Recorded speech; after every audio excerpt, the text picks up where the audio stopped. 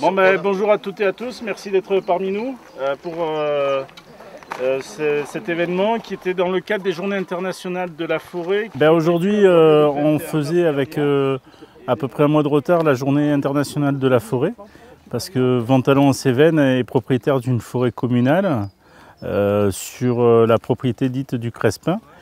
Et en fait, l'ambition de la commune, c'était de présenter cette forêt communale à ses habitants et voilà, de faire du lien autour de ce sujet, de l'enjeu forestier, de la biodiversité, de la gestion forestière de manière générale, les problèmes et les atouts que cela procure à la collectivité et à ses habitants. Et voilà, l'idée c'était de faire partager aux habitants de la collectivité, de leur faire connaître ce patrimoine que nous avons acquis en 2016 et qu'ils se l'approprient aussi en tant que citoyens. Voilà.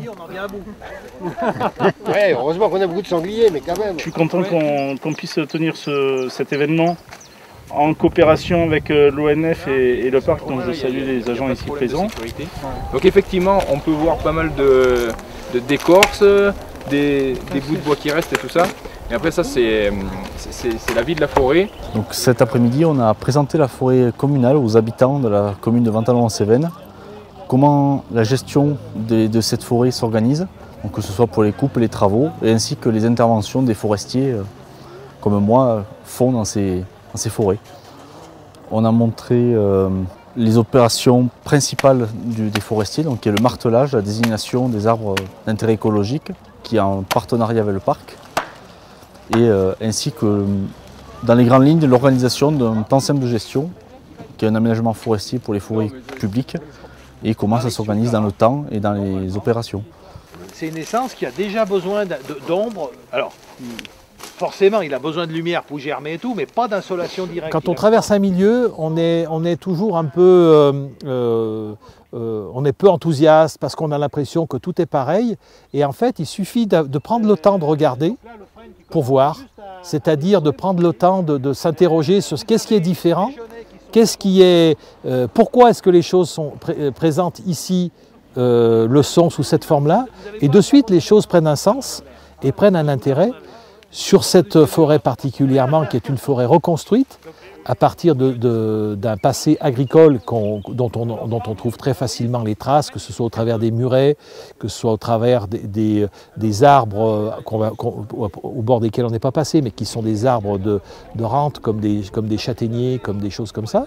Et donc on peut très facilement réidentifier le passé agricole et expliquer la dynamique lente qu'est la dynamique forestière. Autour, vous avez des espaces ouverts, bien verts. Ça a été maintenu ouvert, probablement pas le pâturage et tout. Mais si vous regardez au niveau relief... La forêt est un milieu dynamique. Alors, les arbres poussent lentement, c'est vrai. Mais par contre, les forêts elles-mêmes sont un milieu vivant, un milieu dynamique, un milieu où il y a des essences qui sont des pionniers, comme sur toutes les espèces. Auxquels succèdent souvent les pionniers n'ont pas une grande longévité, ne sont pas des essences très longévives, mais il y a des exceptions comme le chêne qui est une essence très longévive. Mais par exemple les pins qui sont autour de nous, c'est des essences qui ne vivent pas très longtemps. Et derrière succèdent d'autres espèces.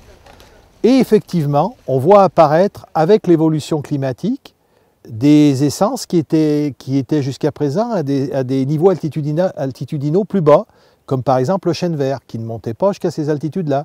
On le voit en sous-étage. Jusqu'à présent, les seuls chênes qu'on voyait, c'était du chêne blanc, chêne pubescent, chêne rouve, mais on n'avait pas encore de chêne vert à cette altitude-là. Là, au cours de cette tournée, on a pu en voir quelques individus.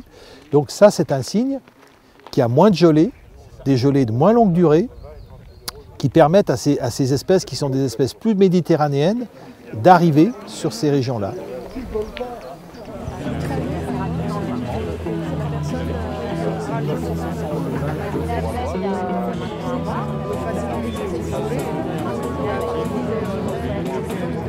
Là,